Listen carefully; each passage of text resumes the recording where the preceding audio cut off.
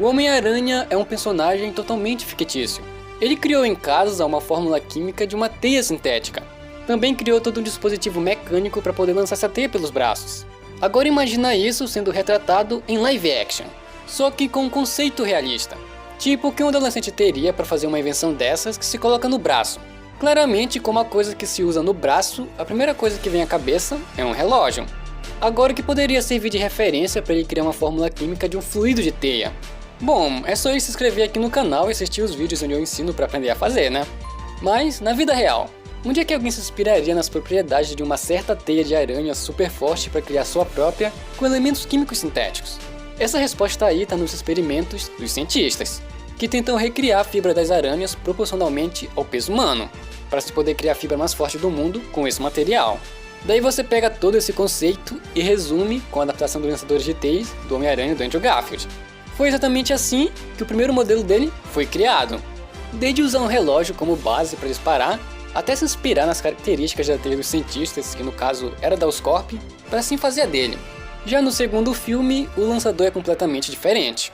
E como no primeiro teve sucesso em criar tudo certinho, aqui no segundo ele teve um belo de um fracasso em não resolver uma simples coisa, e ainda por cima danificando mais a sua invenção. É por isso que hoje você vai entender a grande diferença entre o lançador de TASM 1 e o lançador de TASM 2. Vamos lá!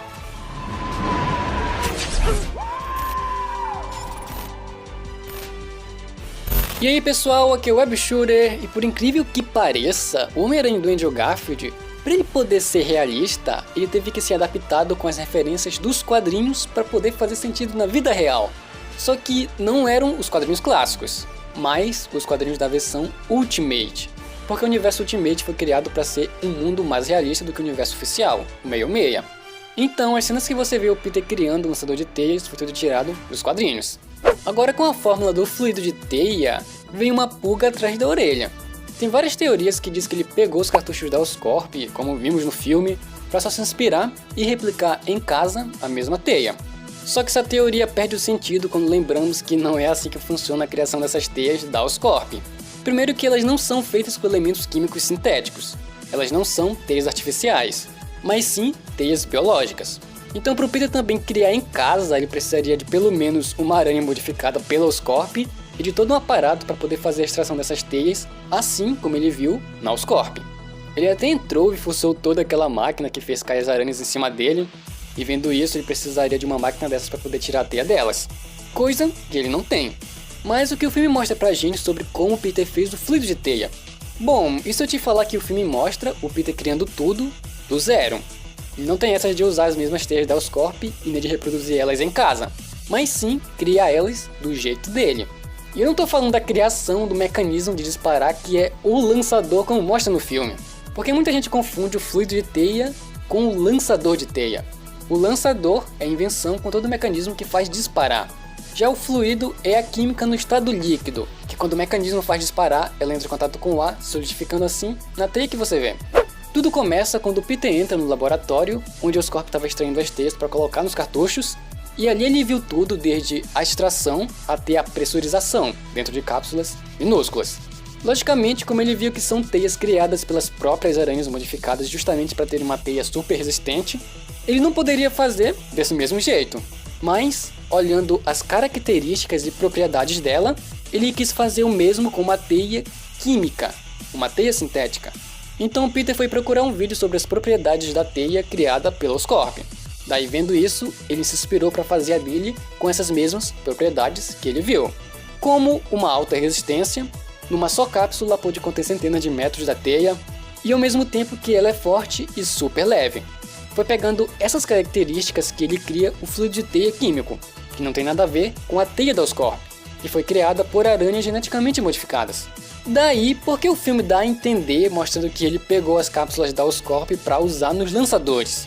E se ele criou tudo, por que não mostrar ele criando, misturando os compostos químicos e sintetizando a teia? Já que, se ele criou mesmo, por que mostrar ele pegando da Oscorp e não fazendo? Bom, essa pergunta é muito boa. Se tivesse mostrado ele criando, assim como o Tom faz misturando os componentes químicos da teia, não teria nenhuma teoria a respeito disso. Mas, respondendo a primeira pergunta, ele só pegou os cartuchos da Oscorp porque neles tem algum tipo de segredo que faz armazenar mais fluido de teia dentro. Talvez deva ser algum tipo de tecnologia que fez o Peter ficar fascinado em armazenar grandes coisas em objetos muito pequenos. Ainda mais que na cena que ele pega eles, o vídeo que ele tá vendo fala sobre a capacidade do cartucho. Uma única cápsula pode conter centenas de metros do cabo super leve. Então o Peter pegou uma caixa com cápsulas de teia, mas eram vazias, para ele só usar como armazenamento do seu fluido químico, já que com elas ele pode armazenar em grandes quantidades. Então ali não tem nada a ver com as teias da Oscorp, porque o que ele pega é só os cartuchos. E a segunda e principal pergunta que eu até me faço às vezes é: se ele criou, por que não mostra ele criando? Mas sim o contrário, mostra ele pegando as teias já prontas e só colocar no lançador para usar. Bom, essa pergunta a gente nunca vai saber, mas a lógica sempre é: para ele poder usar as teias, ele tem que fazer elas. Assim como ele sempre diz que as teias dele, ele mesmo quem criou, mesmo que no filme não mostre isso. Mas partindo pro visual, todo o design do lançador, o Peter pegou um couro para fazer a pulseira e um relógio junto também, e colocou um mecanismo de lançar por dentro do relógio, para assim prender ele na pulseira. E colocou essas abotoaduras aqui para prender o relógio no braço. E é por elas que ele coloca o dispositivo do lançador para colar no couro da pulseira que usa no braço, diferente da versão do lançador que ele usa com o uniforme. Essa parte aqui é o dispositivo, que é o lançador em si. Ele é azul. E na versão que ele usa com a pulseira de couro, ele é prateado. Ou seja, para poder fixar na pulseira, o Peter colocou ele por dentro de um relógio. Já na versão do uniforme, ele só colou por cima do traje. E aí, vem a pergunta: ele não podia fazer isso também com o da pulseira de couro? Só colar ele em cima dela? Bom, sim, ele simplesmente poderia colar em cima do couro, sem ter mais trabalho nenhum. Mas a do traje é tipo uma versão melhorada, tanto que ela tem todo o radar que ele usa para achar bandidos. E esse lançador pra mim é a melhor versão, já feita de longe. Ainda mais que com o efeito de fumaça e a luz piscando que ele tem, cara. Isso aí, para os lançadores, é vida. Tanto que criamos essa mesma versão também, sendo o mais fiel possível. Desde o efeito de fumaça à luz piscando, fazendo igual. Só que agora vamos pro lançador de TASM 2, o segundo filme, que infelizmente não tem nada disso. E por isso, ele é bem diferente, já que essa é a primeira coisa que a gente nota, e ele não tem. Tanto que pelo menos eles poderiam fazer acender essa peça aqui dele, né? Que ficaria bem legal. Isso aí seria um ótimo ponto para brilhar. Mas, assim como no primeiro ele teve um grande sucesso, por outro lado, no segundo ele teve um enorme fracasso. Em tentar de toda forma, com as piores ideias, fazer com que o Electro não queime eles. O Peter tentou de todo jeito. Colocar borracha, plástico...